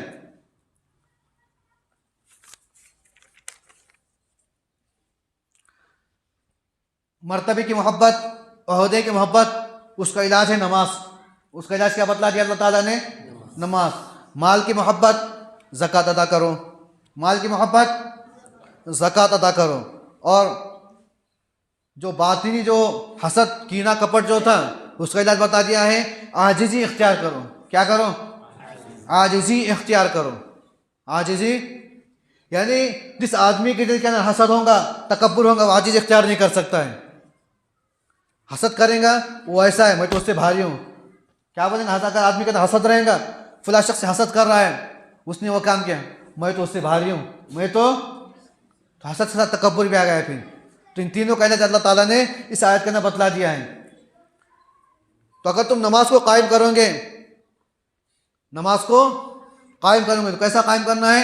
वर्कअू मार राकिन, रुकू करो रुकू करने वालों के साथ। रुकू करो तो आदमी रुकू करेगा, झुकेगा, तो उसके अंदर आजिज़ी खुद ब खुद आ जाएंगी। आदमी यानी अगर आदमी के अंदर तवाज़ु इनकिसारी होंगी तो आदमी क्या करेगा? झुक सकता है। आदमी क्या कर सकता है? मिसाल के तौर पर दो आदमी के अंदर झगड़ा हो गया। 2 आदमी के अंदर क्या हो गया? झगड़ा हो गया। अब उनमें से दोनों के अंदर झगड़ा हो गया, अब माफ़ी कौन मांगेगा? पहले सबसे पहले तो जो जिसके अंदर आजिज़ी होंगी, जिसके अंदर तवाज़ु होगा, सबसे पहले जाके माफ़ी मांगेगा। भाई मेरे से गलती हो गई, मैंने अगरचे गलती नहीं होगी, उससे गलती नहीं होंगी, फिर भी जाकर माफ़ी मांगेगा कि भाई मुझसे फला गलती हो गई, मुझे माफ़ कर दे। ये बात करना क्या है? ये नाजायज़ बात बंद करना नाजायज़ है, मुझे माफ़ कर दे। तो आज अगर आदमी रुकू करेगा तो खुद ब खुद क्या होगा? उसके अंदर आजिज़ इनकी सारी पैदा हो जाएंगी। तो अक़ीमुस्सलाह, तो नमाज के ज़रिए से क्या हो जाएगा? आदमी का आजिज़ इनकी सारी पैदा हो जाएंगी और मर्तबे की ओहदे की मोहब्बत ख़त्म हो जाएंगी। अगर आदमी ज़कात देना शुरू करेगा, अल्लाह के हकाम की पाबंदी करेगा, ज़कात दे देगा, तो माल की मोहब्बत ख़त्म हो जाएंगी। अब माल की मोहब्बत पैदा क्यों होती है? माल की मोहब्बत पैदा क्यों होती है? तो माल की मोहब्बत पैदा होने की वजह यह कि हमारी लज़्ज़ात और ख्वाहिशात हैं। लज़्ज़ात और ख्वाहिशात, इसलिए कि जब आदमी के पास माल आ जाएगा, आदमी के पास अगर आदमी के पास माल ना रहे तो आदमी क्या सोचता है? मेरे पास पैसा आ गया तो मैं फुला जगह जाऊंगा, फुला काम करूंगा, ये करूंगा, वो करूंगा, ऐसा करूंगा, वैसा करूंगा। अगर माल ना हो और माल रहा है तो फिर कितना भी उड़ा रहा है, हराम भी कर रहा है, हलाल भी कर रहा है, जायज़ भी कर रहा है, नाजायज़ भी कर रहा है, कोई देख रहा नहीं। तो आदमी जितना अपनी ख्वाहिशात को पूरा करेगा, अब ख्वाहिशात के पूरा करने के अंदर भी ना हलाल देख रहा है ना हराम देख रहा है, तो आदमी जितना अपनी लज्जतों को, शहवतों को, ख्वाहिशों को पूरा करता जाएगा, उतनी माल की मोहब्बत बढ़ती जाएंगी, उतनी माल की मोहब्बत बढ़ती जाएंगे। और आदमी जब ज़कात अदा करेगा और नमाज को कायम करेगा, नमाज को कायम करेगा, तो उसकी लज्जतें, उसकी ख्वाहिशें कम होती जाएंगी। और जब लज्जत और ख्वाहिशें कम हो जाएंगी तो माल की मोहब्बत खुद ब खुद कम हो जाएंगी। माल की मोहब्बत खुद ब खुद कम हो जाएंगी। और आगे कहा कि वर्कअू माअर राकिईन, रुकू करो रुकू करने वालों के साथ। अब रुकू ये भी एक तरह का सजदा हो गया, यानी नमाज पढ़ो जमात के साथ। वर्कअू माअर राकिईन, नमाज पढ़ो जमात के साथ। और नमाज जमात के साथ, बाज़ उलमा के नज़दीक जमात के साथ नमाज पढ़ना वाजिब है। बाज़ उलमा के नज़दीक, बाज़ सहाबा किराम और बाज़ उलमा, बाज़ फुक़हा किराम के नज़दीक जमात के साथ नमाज पढ़ना वाजिब है। बल्कि बाज़ सहाबा किराम तो ये कहते हैं कि बगैर जमात की नमाज ही नहीं होती है, बगैर जमात के नमाज ही नहीं होती है। लेकिन जमहूर उलमा के नज़दीक जमात के साथ नमाज पढ़ना सुन्नत मुअक्कदा है। कई सुन्नत है? सुन्नत मुअक्कदा।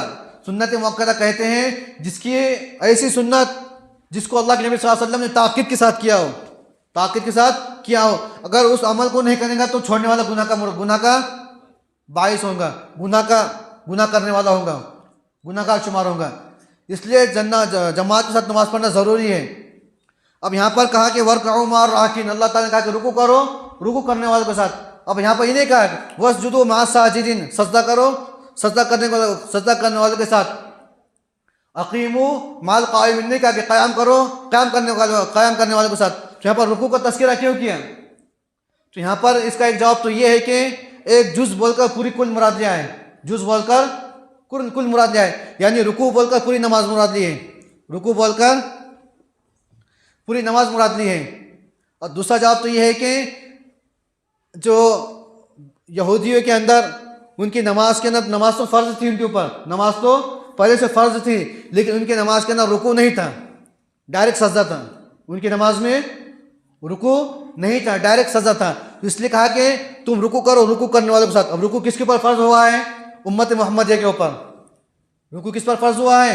उम्मत मोहम्मदिया के ऊपर। तो तुम ईमान लाकर उम्मत मोहम्मदिया में शामिल हो जाओ, फिर उन रुकू करने वालों के साथ रुकू करो। तो यहाँ पर भी ईमान की दावत हो रही है, इसके अंदर भी ईमान लाने की दावत हो रही है। आगे बयान कर रहे हैं अतामुरून अन्नास, यानी क्या तुम तो लोगों को अच्छी बातों का हुक्म करते हो और अपने आप को भूल जाते हो। अपने आप को क्या करते हो? इन लोगों को तो ईमान लाने की तरकीब दे रहे हो। अब यहूदी जो अहले किताब थे कि अल्लाह ताला ने तौरात और इंजील के अंदर अल्लाह के नबी सल्लल्लाहु अलैहि वसल्लम की पूरी पूरी मुकम्मल निशानियाँ बतला दी थी। अल्लाह के नबी सल्लल्लाहु अलैहि वसल्लम के नाम के साथ, आपके आप बाप के नाम के साथ, आपके ख़ानदान के नाम के साथ, आपके चेहरे के नक्श निगार, आप क्या करेंगे, आप कैसे रहेंगे, हर चीज़ तफसीलन पूरी तौरात के अंदर अल्लाह ताला ने बयान कर दी थी। तो यहूदी जानते थे कि आप सल्लल्लाहु अलैहि वसल्लम हक़ है, आप सल्लल्लाहु अलैहि वसल्लम हक़ है, कि दीन हक़ है, इस्लाम हक़ है, कुरान हक़ है, सब चीज़ जानते थे, लेकिन क्या करते थे? इनकार कर देते थे। कुरान पाक में जगह इरशाद अल्लाह ताला इरशाद फरमाया है यारिफून कमा यारिफूनहु कमा यारिफून अबनाअहुम, यानी यहूद और ईसाई अल्लाह के नबी को ऐसा जानते थे जैसा कि एक बाप अपने बेटे को जानता है। एक बाप अपने बेटे को जानता है, तो बनी इसराइल अल्लाह के नबी को इस तरह जानते थे, लेकिन फिर भी क्या करते थे? सही बात मानते नहीं थे, हक बात को मानते नहीं थे। वजह क्या थी?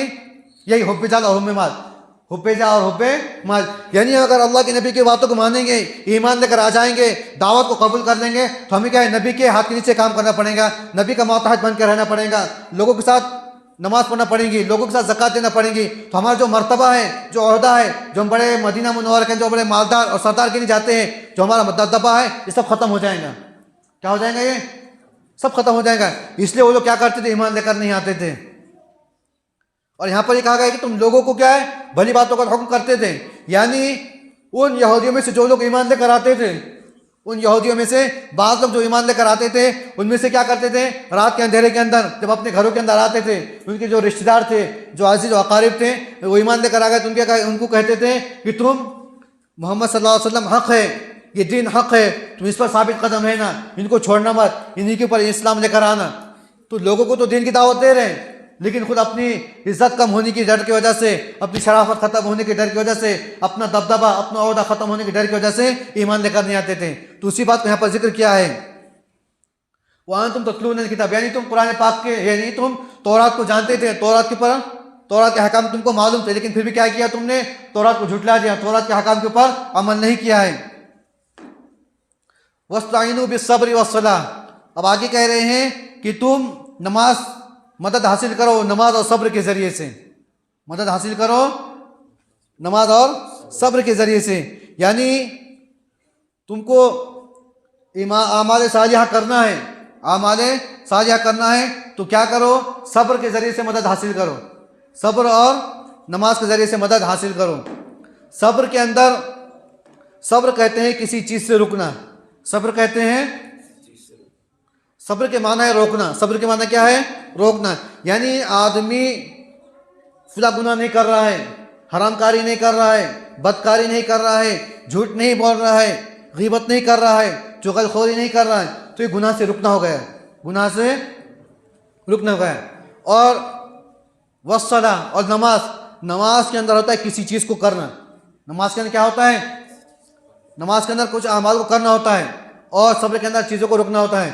तो रुकने के मुकाबले में कुछ चीज़ों का करना मुश्किल होता है। रुकना तो आसान है, लेकिन बात चीज़ों का करना क्या हो जाता है? मुश्किल हो जाता है। चीज़ों का करना क्या होता है? मुश्किल हो जाता है। तो आदमी गुनाह से बच रहा, तो गुनाह के बचने के साथ साथ नमाज का अमल करना भी क्या है? ज़रूरी है। अब उसके अंदर नमाज में न खाना है, न पीना है, न सोना है, न बात करना है, न चलना है, न फिरना है, तो इन चीज़ों से उसको रोका गया है। इन चीज़ों से उसको क्या किया गया है? रोका गया है।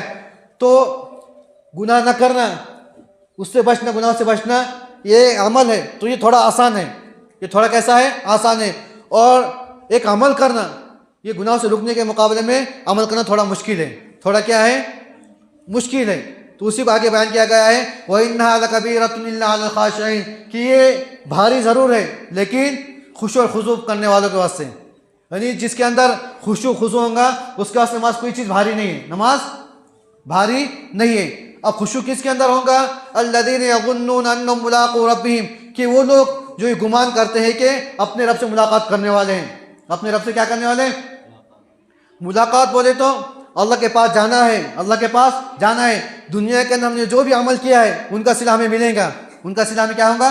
मिलेगा। हमने जो अमल किए उनकी खिदमत, उनके इनामात हमें दुनिया के अंदर आखिरत के अंदर मिलेंगे। वअन्नहुम इलैहि राजिऊन, और उसी की तरफ क्या करना है?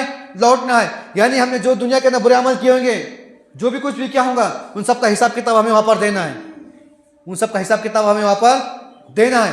तो ये उम्मीद और खौफ, उम्मीद और खौफ, यानी अल्लाह से मुलाकात और इनामत की उम्मीद तो है और अल्लाह के हिसाब किताब का डर भी है। तो ईमान इसी चीज़ का नाम है, उम्मीद और खौफ का नाम ही ईमान है। उम्मीद और खौफ का नाम, उम्मीद और खौफ दोनों के दरमियान चीज़ का नाम ईमान है। अगर खाली उम्मीद रहेंगी तो आदमी क्या करेगा? बेखौफ हो जाएगा। और अगर खाली आदमी बेखौफ, खाली डर रहेगा तो आदमी क्या हो जाएगा? फिर नाउम्मीद हो जाएगा। तो उम्मीद और खौफ दोनों चीज़ का नाम क्या है? ईमान है। तो अल्लाह ताला कह रहे हैं कि मदद हासिल करो किसके ऊपर? पीछे कहा गया ना, नमाज कायम करना, ज़कात अदा करना। तो इन चीज़ों के से क्या करो? तुम सब्र के ज़रिए और नमाज के ज़रिए क्या करो? मदद हासिल करो।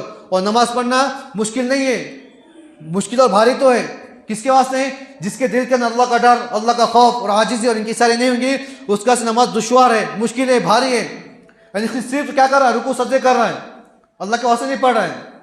अल्लाह के वास्ते सिर्फ रुकू कर रहा है, सजदा कर, तो बड़ा मुश्किल काम लग रहा है, बड़ा मुश्किल काम रहा है। मिसाल के तौर पर एक कंपनी के अंदर आदमी काम कर रहा है, एक कंपनी के अंदर आदमी क्या कर रहा है? काम कर रहा है। अब उसको उम्मीद है कि मुझे पेमेंट मिलेगी, उसको उम्मीद है कि मुझे पेमेंट मिलेगी। तो क्या करता है वो? पेमेंट कितनी मिले उसको? उसकी क्या है? उसका दिल मुतमईन हो जाता है, इतनी पेमेंट मिले उसको। तो क्या करेगा वो? खुशी खुशी काम करेगा। क्या करेगा वो? खुशी खुशी काम करेगा। और अगर एक आदमी को उम्मीद है कि मुझे पेमेंट मिलेगी कि नहीं मिलेगी, यकीन ही नहीं उसको पेमेंट मिलेगी या नहीं मिलेगी, यकीन ही नहीं उसको, तो काम करेगा वो? नहीं करेगा।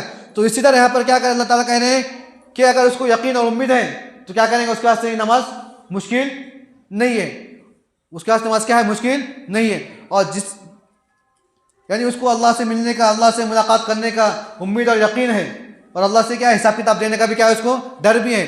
तो इन दोनों चीज़ें उसके दिल के अंदर क्या करेंगे? फिर नमाज का से कोई भारी कोई मुश्किल नहीं है, बल्कि दिल लगा कर क्या करेंगे? नमाज को अदा करने की फिक्र करेंगे। अकीमुस्सलाह कहते हैं कि अल्लाह ताला ने जहाँ भी अकीमुस्सलाह का नमाज का तज़किरा किया है, अकीमुस्सलाह के ज़रिए किया है। किसके ज़रिए से किया है? यानी कहा कि नमाज को कायम करो। नमाज को कायम करना किसको कहते हैं? सिर्फ कभी नमाज पढ़ा, कभी नहीं पढ़ा, वक्त पर पढ़ा, कभी बेवक्त पढ़ा, इसको नमाज कायम करना नहीं कहते। नमाज कायम करना कहते हैं वक्त के साथ, तकबीर वगैरह के साथ नमाज के आदाब और तमाम आदाब और रियायत और शराइत के लिहाज करते हुए नमाज पढ़ना, इसको कहते हैं नमाज को कायम करना, इसको कहते हैं नमाज को कायम करना। तो अल्लाह ताला हम तमाम को कहने सुनने ज़्यादा अमल की तौफीक अता फरमाए और खुशू खुजू के साथ नमाज की पाबंदी और नमाज का एहतमाम नसीब फरमाए। इस हफ्ते जो दुरूद शरीफ पढ़ा गया है, तो अल्हम्दुलिल्लाह हमारे बहुत से अहबाब दुरूद शरीफ का एहतमाम करते हैं, आप सल्लल्लाहु अलैहि वसल्लम के ऊपर दुरूद कसरत से पढ़ते हैं। तो दुरूद शरीफ का एहतमाम ये अल्लाह के नबी सल्लल्लाहु अलैहि वसल्लम से मोहब्बत की अलामत है, अल्लाह के नबी से मोहब्बत की अलामत है। यानी आदमी जितना ज़्यादा मोहब्बत होगी उतना अल्लाह के नबी पर दुरूद पढ़ेगा, उतना अल्लाह के नबी पर दुरूद पढ़ेगा। उसकी मिसाल इस तरह समझो, अभी मिसाल तो नहीं देना चाहिए, मुनासिब भी नहीं, लेकिन दे रहा हूँ, मिसाल तो नहीं देना चाहिए, लेकिन उज़्र के साथ, माफ़ी के साथ क्या एक मिसाल दे रहा हूँ मैं ये, कि अगर एक आदमी को अगर किसी लड़की से मोहब्बत हो जाए, एक शख्स को, एक नौजवान को अगर किसी लड़की से मोहब्बत हो जाए तो क्या करता है वो कैसा पहनती है, कैसा कलर का कपड़ा पहनती है, क्या खाती है, क्या पीती है, कैसे चलती है, तो उसकी हर अदाब क्या करता है वो जिक्र करता है, अपने दोस्तों में बोलता है, अपने दिल में सोचता है। अगर नहीं भी तो अकेले चलते चलते गुनगुनाता है, नहीं भी चलते चलते क्या करता है। ये बात इसलिए बोलो कि क्या जल्दी समझ में आती है, ऐसी बातें बहुत जल्दी समझ में आती हैं हमारे, ऐसी बातें बहुत जल्दी समझ में आ जाती है। तो माशाल्लाह भी सब नौजवान हजरात हैं, तो क्या अगर किसी को मोहब्बत क्या करता हो, उसकी एक एक अदा को देखने की फिक्र करता है, क्या करता हो वो कैसा चढ़ रही है, कैसा बात कर रही है, उसका बात करने का तरीका, उसका बात करने का लहजा, तो उसका दिल बोलता है कि उसका तस्किरा करूं। उस आदमी का दिल क्या कहता है कि उसका तस्किरा करूं, मैं क्या करूं। तो इसी तरह अल्लाह के नबी से मोहब्बत की अलामत है कि अल्लाह के नबी पर दुरूद पढ़ना। अल्लाह के नबी से मोहब्बत की अलामत है कि जितना अल्लाह के नबी से मोहब्बत होंगी उतना दुरूद पढ़ेगा आदमी, जितना अल्लाह के नबी से मोहब्बत होंगी उतना दुरूद पढ़ेगा। तो अल्हम्दुलिल्लाह माशाअल्लाह इस हफ्ते जो दुरूद शरीफ पढ़े हमारे दोस्तों अहबाब ने, तो 3,700 मरतबा पढ़ा गया है। कितनी मरतबा? 3,700 मरतबा। 3,00,000 ये 700 मरतबा एक हफ्ते का दुरूद शरीफ है। इसलिए अल्लाह से दुआ करें हम, बाज़ाब्ता अल्लाह से क्या हम तौफीक मांगे दुरूद शरीफ पढ़ने की, अल्लाह हमें दुरूद शरीफ पढ़ने की तौफीक अता करें सल्लल्लाहु अलैहि वसल्लम। कोई मुश्किल चीज़ नहीं है। हाथ में बटन वाली तस्बीह आती है, वो बड़ी तस्बीह थोड़ी बड़ी दिखती है, लंबी चौड़ी दिखती है, वो बहुत बड़े अल्लाह वाले जा रहे हैं। तो एक छोटी बटन वाली तस्बीह आती है, 30-40 रुपये की आती है, वो एक हाथ में लगा देने का उसको, वो पढ़ते हैं सल्लल्लाहु अलैहि वसल्लम। काम कर रहे, चल रहे, फिर रहे, अपने घरों की मस्तूरात है, खाना पका रहे हैं, कपड़े सिलाई कर रहे हैं, घर का जो भी काम कर रहे हैं, तो काम करते करते सल्लल्लाहु अलैहि वसल्लम कहीं ना कोई मुश्किल नहीं है। आज हमारे घरों का माहौल क्या हो गया है, हमारे घर वाले काम करते हैं, यूट्यूब चालू कर दिया, उसके ऊपर गाने लगा दिए, गाने गा रहे हैं और खाना बन रहा है, गाने गा रहे हैं और खाना बन रहा है। तो कहाँ से लोगों में अल्लाह की मोहब्बत पैदा हो जाएगी, कहाँ से अमल का जज्बा पैदा हो जाएगा? जब घरों के अंदर खाना बन रहा है, किसके गाने सुन सुन कर खाना बन रहा है, तो दिल के अंदर अमल का जज्बा पैदा नहीं होगा। फिर हम देखते हैं बड़े बड़े अल्लाह वाले माँ के पेट से हाफिज बन के पैदा हो रहे हैं। माँ के पेट से, वक्त थोड़ा ज़्यादा हो रहा है, माफ़ी चाहता हूँ। बड़े बड़े अल्लाह वाले जो बड़े बड़े अल्लाह वाले बने हैं, कासिम नानोती हाजी रहमान 17 साल की उम्र में हिंद के अंदर आ गए। तो बड़े बड़े औरंगजेब आलमगीर हाजी रहमान बड़े बादशाह हैं, हिंदुस्तान के बहुत बड़े बादशाह हैं। 50 साल हुकूमत की उन्होंने। तो जो बड़े बड़े हमारे अल्लाह वाले गुजरे, तो ये कैसे गुजरे? तो इनके पीछे इनकी माओ का हाथ है, इनके पीछे इनकी माओ का हाथ है। एक वाक़या सुना के अपनी बात ख़त्म करता हूँ मैं, कि एक माँ ने अपने बेटे को मकतब के अंदर लेकर गए। एक माँ ने कि हाफिज जी इस बच्चे को मकतब सिखाइए, कुरान पाक सिखाइए। तो हाफिज जी ने बच्चे को बिस्मिल्लाह पढ़ना शुरू कराया। तो बच्चे ने औज़ुबिल्लाह बिस्मिल्लाह पढ़कर 17 पारे पढ़ लिया है। कितने पारे?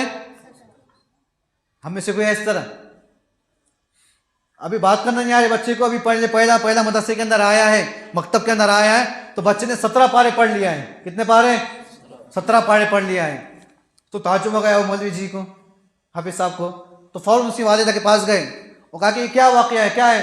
ये तो 17 पारे का हाफिज है माशाअल्लाह, और तुम तो कह रही थी कि इसको क्या कुरान पाक पढ़ना सिखाओ। तो उस माँ ने कहा कि ये बच्चा जब मेरे पेट के अंदर था तो मैं रोज़ाना कुरान पाक की तिलावत करती थी, रोज़ाना कुरान पाक की तिलावत किया करती थी, और मैंने कभी भी इसको बगैर वुज़ू के दूध नहीं पिलाया है। क्या? कभी भी इसको बगैर वुज़ू के दूध नहीं पिलाया है। तो अगर घरों के अंदर दीन का माहौल होगा, हमारे घर की मस्तूरात अगर दीन के ऊपर होंगी, अमल के ऊपर होंगी, अगर जिक्र करते हुए और खाना पकाएंगी, तो हमारे अंदर भी क्या है, जिक्र का जज्बा, नमाज पढ़ने का जज्बा, अमल करने का जज्बा पैदा हो जाएगा। तो अल्लाह ताला हम तमाम को अमल करने की तौफीक अता फरमाए और ज़्यादा से ज़्यादा दुरूद शरीफ पढ़ने की तौफीक अता फरमाए। अब इसके बाद जिक्र वगैरह होगा, सब हज़रात जिक्र करने की कोशिश करें।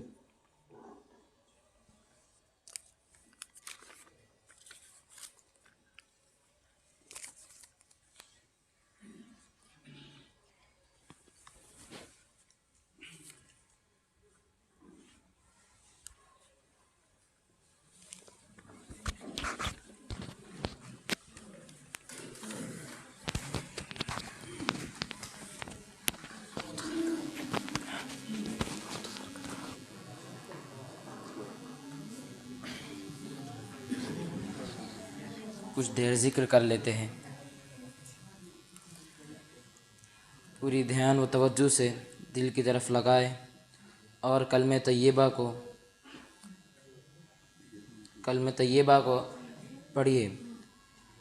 ला इलाहा इल्लल्लाह मुहम्मदुर रसूलुल्लाह सल्लल्लाहु तआला अलैहि वसल्लम। ला इलाहा इल्लल्लाह, ला इलाहा इल्लल्लाह, ला इलाहा इल्लल्लाह, ला इलाहा इल्लल्लाह,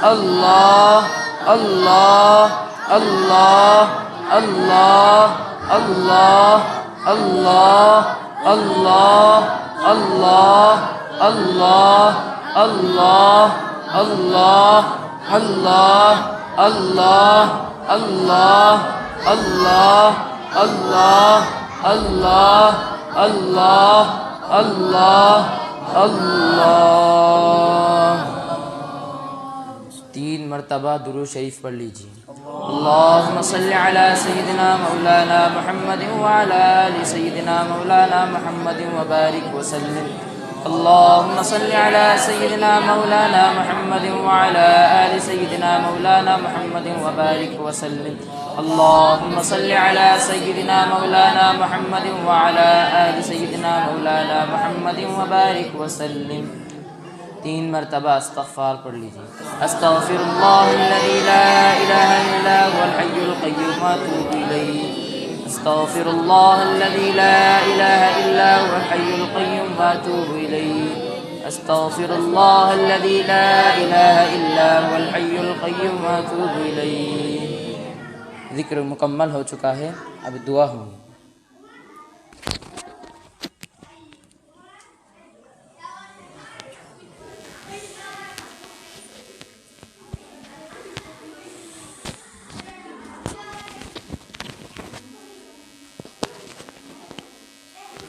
दुआ कर लीजिए। अल्लाह की तरफ ध्यान लगाकर, अगर रोना आए ना आए तो रोने जैसी शक्ल बनाकर अल्लाह से दुआ कर लीजिए, इसलिए कि हमारी बातों का लब्बे लुबाब और पूरा मग़ज़ दुआ ही है। इसलिए ध्यान और तवज्जो के साथ अल्लाह की तरफ मुकम्मल ध्यान लगाकर अल्लाह से मांगिए। बिस्मिल्लाहिर्रहमानिर्रहीम। अल्लाहुम्मा सल्लि अला मुहम्मद व अला आलि मुहम्मद व बारिक व सल्लिम। रब्बना आतिना फ़िद दुनिया हसना व फ़िल आखिरति हसना व क़िना अज़ाबन्नार। रब्बना ज़लमना अनफुसना व इन लम तग़फ़िर लना व तरहमना लनकूनन्न मिनल ख़ासिरीन। रब्बना ज़लमना अनफुसना व इन लम तग़फ़िर लना व तरहमना लनकूनन्न मिनल ख़ासिरीन। रब्बना हब लना मिन अज़वाजिना व ज़ुर्रिय्यातिना क़ुर्रता अयुन वजअलना लिलमुत्तक़ीन इमामा वजअलना लिलमुत्तक़ीन इमामा वजअलना लिलमुत्तक़ीन इमामा। ला इलाहा इल्ला अंत सुब्हानक इन्ना कुन्ना मिनज़ ज़ालिमीन। ला इलाहा इल्ला अंत सुब्हानक इन्ना कुन्ना मिनज़ ज़ालिमीन। ला इलाहा इल्ला अंत सुब्हानक इन्ना कुन्ना मिनज़ ज़ालिमीन। अल्लाहुम्मा ताहिर क़ुलूबना मिनन निफ़ाक़ वश्शिक़ाक़ वसूइल इख़लाक़। अल्लाहुम्मा ताहिर क़ुलूबना मिनन निफ़ाक़ व अअमालना मिनर रिया व अलसिनतना मिनल किज़्ब व अयुनना मिनल ख़ियाना फ़इन्नका तअलमु ख़ाइनतल अयुन व मा तुख़फ़िस सुदूर। ला इलाहा इल्लल्लाहुल हलीमुल करीम। सुब्हानल्लाहि रब्बिल अर्शिल अज़ीम वल्हम्दुलिल्लाहि रब्बिल आलमीन। नस्अलुका मूजिबाति रहमतिक व अज़ाइम मग़फ़िरतिक वल गनीमता मिन कुल्लि बिर वस्सलामता मिन कुल्लि इस्म वस्सलामता मिन कुल्लि इस्म। ला तदअ लना ज़ंबन इल्ला गफ़रता ला तदअ लना ज़ंबन इल्ला गफ़रता ला तदअ लना ज़ंबन इल्ला गफ़रता वला हम्मन इल्ला फ़र्रजता वला दैनन इल्ला अद्दैता वला हाजतन हिय लका रिज़न इल्ला क़ज़ैतहा या अरहमर राहिमीन या अकरमल अकरमीन या हन्नान या मन्नान या रब्बुस समावाति वल अर्ज़ या रब्बस समावाति वल अर्ज़ या ख़लक़स समावाति वल अर्ज़। अल्लाहुम्मा अहफ़ज़ना मिन कुल्लि बलाइद दुनिया व अज़ाबिल क़ब्र व अज़ाबिल आख़िरह व अज़ाबिल हश्र व अज़ाबिल सिरात व फ़ितनतिद दुनिया व फ़ितनतिल मसीहिद दज्जाल। अल्लाहुम्मा इन्ना अऊज़ु बिका मिन फ़ितनतिन निसा। अल्लाहुम्मा इन्ना नऊज़ु बिका मिन फ़ितनतिन निसा व फ़ितनतिल मुबाइन व फ़ितनतिल मसीहिद दज्जाल व फ़ितनतिद दुनिया व फ़ितनतिल माल व फ़ितनतिल जाह। अल्लाह हमारे गुनाहों को माफ़ फरमा, अल्लाह ख़ताओं को दरगुज़र फरमा, अल्लाह रहम का करम का आफ़ियत का मामला फरमा, अल्लाह रहम का करम का आफ़ियत का मामला फरमा। अल्लाह रहम का, करम का, आफ़ियत का मामला फरमा। अल्लाह हम बड़े गुनहगार है, अल्लाह ख़ताकार है, अल्लाह सीहाकार है। अल्लाह जैसी भी है, अल्लाह जैसी भी है तेरे ही बंदे हैं, अल्लाह जैसे भी तेरे बंदे हैं। अल्लाह तेरे सामने हाथ फैलाए हुए हैं, अल्लाह तेरे सामने झोली फैलाई हुई हैं। अल्लाह माफ़ कर दे, अल्लाह माफ़ फरमा दे, अल्लाह माफ़ी का परवाना लिख दे। अल्लाह इस मजलिस के मासूम बच्चे भी हैं जो बेगुनाह है, जिन पर कोई गुनाह नहीं है। अल्लाह इस मजलिस के अंदर सफ़ेद दाढ़ी वाले भी हैं जिनके सफ़ेद बालों को देखकर तो शर्माता है। अल्लाह इनके तो पहले हमें माफ़ फरमा दें, अल्लाह हमें माफ़ फरमा दें। अल्लाह हम हिदायत अता फरमा। अल्लाह सीधे रास्ते पर चलने की तौफ़ीक़ अता फरमा।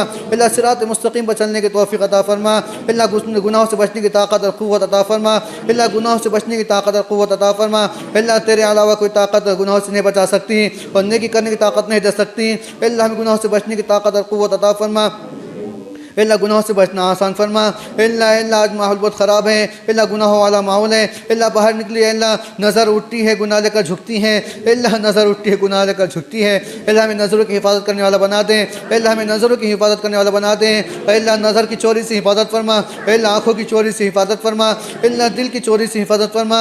अल्लाह हर तरह के गुनाहों से अल्लाह हिफाजत फरमा। अल्लाह हर तरह के गुनाहों से हमारी हिफाजत फरमा। अल्लाह हमें नेक काम करने की तौफ़ीक़ और सलाहियत अता फरमा। अल्लाह जो बेहाल अल्लाह परेशान हाल है, अल्लाह उनकी परेशानी को दूर फरमा। अल्लाह परेशानी को दूर फरमा। अल्लाह हालत हाज़िरा के अल्लाह माहौल को दुरुस्त फरमा। अल्लाह लोगों को हिदायत अता फरमा। अल्लाह हिदायत को आम फरमा। अल्लाह मुसलमान परेशान हाल है, अल्लाह उनकी परेशानी को दूर फरमा। अल्लाह मुसलमान परेशान हाल है, अल्लाह उनकी परेशानी को दूर फरमा। अल्लाह हल्द्वानी के अंदर अल्लाह मुसलमान को बेघर किया जा रहा है, अल्लाह आसाम के अंदर मुसलमान को बेघर किया जा रहा है। अल्लाह उनके घरों पर बुलडोज़र चलाए जा रहे हैं। अल्लाह उनकी मदद फरमा। अल्लाह मुसलमान की मदद और नुसरत फरमा। अल्लाह तो कब तक हमारा इम्तिहान लेगा? अल्लाह तो इम्तिहान लेता रहा, अल्लाह हम बर्दाश्त करते रहें। अल्लाह माफ़ फरमा दें, अल्लाह हमारी मदद फरमा, अल्लाह नुसरत फरमा, अल्लाह मदद और नुसरत फरमा। अल्लाह मुसलमान बेघर हो रहे हैं, अल्लाह छोटे छोटे मासूम बच्चे हैं, अल्लाह मासूम बहनें हैं, अल्लाह बहनें बेघर हो रही हैं, अल्लाह बेपर्दा हो रही हैं। अल्लाह माफ़ फरमा। अल्लाह मुसलमान की मदद और नुसरत फरमा। अल्लाह हमारे भाई और बहनें जेलों के अंदर अल्लाह बेकसूर बंद हैं, अल्लाह उनकी मदद और नुसरत फरमा। अल्लाह उनकी रिहाई की शक्ल और सूरतें पैदा फरमा। अल्लाह बेवजह जेलों के अंदर बंद हैं, अल्लाह ज़ालिम दंदनाते फिर रहे हैं, अल्लाह ज़ालिम दंदनाते फिर रहे हैं। अल्लाह मज़लूम अल्लाह जेलों के अंदर बंद हैं, अल्लाह मज़लूम की पुकार को कोई सुनने वाला नहीं है। अल्लाह तू तो मज़लूम की पुकार को जल्द सुनता है। अल्लाह मज़लूम की पुकार को सुनता है। अल्लाह मदद और नुसरत फरमा। अल्लाह हमारे हाल पर रहम फरमा। अल्लाह हमारे हाल पर रहम फरमा। अल्लाह हमारी दीन और दुनिया दोनों बर्बाद हो रही है, अल्लाह हमें माफ़ फरमा। अल्लाह हर तरह से हमारी हिफाजत फरमा। अल्लाह दाएं से बाएं से ऊपर से नीचे से आगे से पीछे से अल्लाह हर जहत से हमारी और पूरी उम्मत मुस्लिमा की हिफाजत फरमा।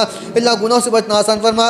अल्लाह हमारे बहनें अल्लाह हमारी बहनें इर्तिदाद का शिकार हो रही हैं, अल्लाह हमारी बहनें मुर्तद हो रही हैं। अल्लाह इर्तिदाद से हमारी हिफाजत फरमा। अल्लाह इर्तिदाद से हमारी नस्लों की हिफाजत फरमा। अल्लाह दिन पर कायम व बाक़ी रख। अल्लाह जब तक इस दिन पर कायम व बाक़ी रख, ईमान से बाक़ी रख, और जब इस दार फ़ानी से उठा तो ईमान के साथ उठा। अल्लाह ईमान वाली मौत नसीब फरमा। अल्लाह कलमी वाली मौत नसीब फरमा। अल्लाह जल कर मरने से, अल्लाह फांसी देकर मरने से, अल्लाह कूद कर मरने से, डूब कर मरने से, एक्सीडेंट वाली मौत से अल्लाह हमारी हिफाजत फरमा। अल्लाह पूरी उम्मत मुस्लिमा की हिफाजत फरमा। अल्लाह कलमी वाली मौत नसीब फरमा। अल्लाह कलमी वाली मौत नसीब फरमा। अल्लाह ईमान पर खातिमा नसीब फरमा। अल्लाह ईमान पर खातिमा नसीब फरमा। अल्लाह सुन्नत पे चलने वाला बना दे। सुन्नत पे अमल करने वाला बना दे। अल्लाह सुन्नत पे अमल करने वाला बना दे। अल्लाह हम तमाम के गुनाहों को माफ़ फरमा। अल्लाह तमाम के ख़ता को दरगुज़र फरमा। अल्लाह हम में से हर एक की मग़फ़िरत फरमा। अल्लाह जो सुन रहे हैं, जो ऑनलाइन भी सुन रहे हैं, अल्लाह उनकी मग़फ़िरत फरमा। अल्लाह हर सुनने वाले के अल्लाह मग़फ़िरत फरमा। अल्लाह जो इसमें जो मेहनत कर रहे हैं, जो हमारे दोस्त व अहबाब हैं, अल्लाह उनकी जायज़ मुरादों को, जायज़ इरादों को पूरा फरमा। अल्लाह जो इसमें मदद और नुसरत करते हैं, अल्लाह उन अहबाब की, उन दोस्त व अहबाब की मदद और नुसरत करते हैं, अल्लाह तो उनकी जायज़ इरादों को, जायज़ मक़ासिद को पूरा फरमा। अल्लाह जो परेशान हाल है, अल्लाह उनकी परेशानी को दूर फरमा। अल्लाह जो कर्ज़दार है, उनके कर्ज़ों को अदा की शक्ल सूरतें पैदा फरमा। अल्लाह जो बे औलाद है, अल्लाह उनको औलाद से नवाज दें। अल्लाह जो बे औलाद है, अल्लाह उनको औलाद से नवाज दें। अल्लाह जो मर चुकी, उन कब्रों को नूर से मुनव्वर फरमा। अल्लाह जो मर चुके हैं, उनकी कब्रों को नूर से मुनव्वर फरमा। अल्लाह उनकी कब्रों को जन्नत का बाग बना दे। अल्लाह उनकी कब्रों को जन्नत का बाग बना दे। अल्लाह हमारे जितने भी मरहूमीन हैं, अल्लाह उनकी कब्रों को नूर से मुनव्वर फरमा। अल्लाह उनकी कब्रों को जन्नत का बाग बना दे।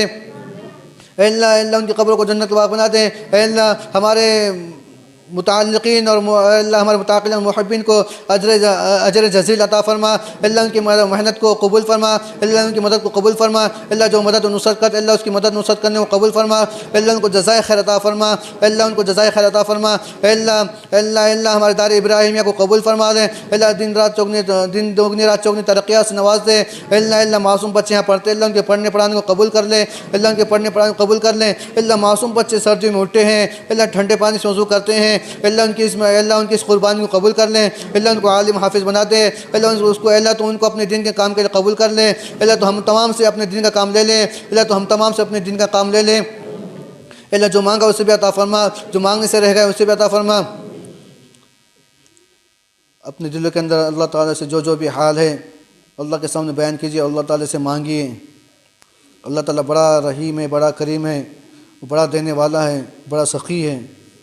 रो रो कर मांगिए अल्लाह ताला से।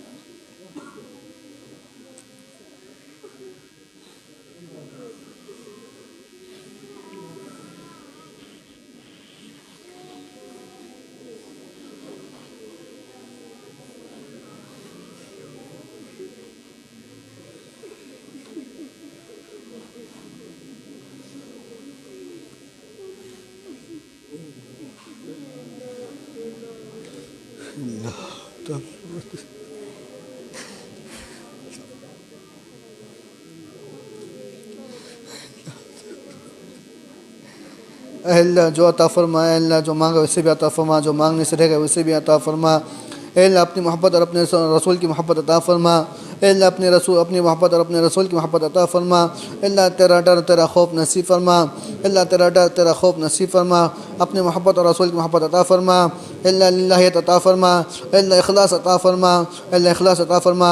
अल्लाह नमाज को कायम करना अता फरमा। अल्लाह क़ियाम नमाज अता फरमा। अल्लाह ज़कात देना आसान फरमा। अल्लाह नमाज़ पढ़ना आसान फरमा। अल्लाह खुशू खुज़ू अता फरमा।